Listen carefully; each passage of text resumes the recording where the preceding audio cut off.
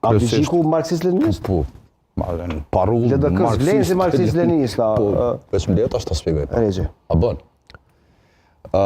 Pra një parull në diskursin marksist-leninist edhe kryesisht përmes parashtresave, përmes do farë lidhësave që ai me kriju kështut në aspektin gramatikor, edhe kur gjonë në thelb.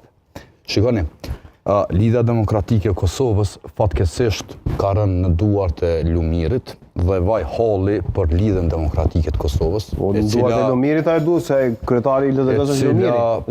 Po unë për pos që jam deputet, jam qytetari këtij vendi, edhe natyrisht kam të drejtë me e pa dhe Lidhjen Demokratike.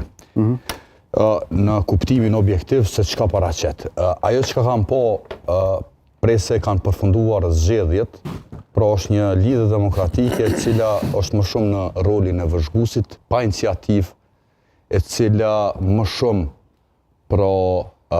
ka qëndruar në iniciativa në kuvend cilat nuk kanë qenë as iniciativa, nuk ka votuar, edhe kur ka votuar ka abstenuar, nuk ka marrë pjesë në debate, dhe në këtë kuptim, unë shoh do akuza një parull e stilit marksist-leninist, sepse ajo që ka po shoh unë aty është diskurs fjalë madh e në esencë që nuk thot asgjë. Mirë, a është marksist-leninizëm, vetëm pak, Regjaj, a është marksist-leninizëm, jo e fundit se jemi në fillim. E fundit në kuptimin kuptimin e mendimit, por unë nuk kam se si mos ndërhyj këtu. A është marksist-leninizëm votimi i Rashiqit, shembull që e bëri Lidhja Demokratike e Kosovës. Në gjithë këtë situatë të dipolarizimit skajshëm, kur ju e ftoni për të bërë pjesë e koalicionit, ndërkohë s'leni zez pa thonë edhe për Lidhjen Demokratike të Kosovës.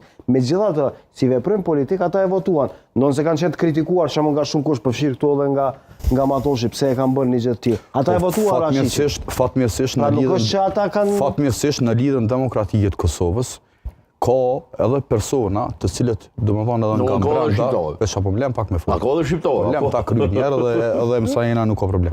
Ka persona të cilët me gjas, pra nga mënyra se si unë e shoh debatin politik, frymën politike edhe në subjektin tonë politik, të cilët e kundërshtojnë nga brenda, me gjas mendoj unë ka qenë edhe votimi në atë farë frymë. Se ty mendon që e ka detyruar dikush tjetër? Unë nuk mendoj që e ka detyruar dikush, mos më keq kuptoni. Po kështu po unë e shoh sepse mos harroni, në disa votime Lidhja Demokratike e Kosovës nuk ka marrë pjesë fare në votim. Edhe pastaj do më ke pas një PDK e cila ka abstenu, dhe në anën tjetër Lidhja Demokratike e cila nuk ka marrë pjesë fare në votim, sepse ka konsideruar që është do më shkelje e kushtetutës pjesëmarrësisë.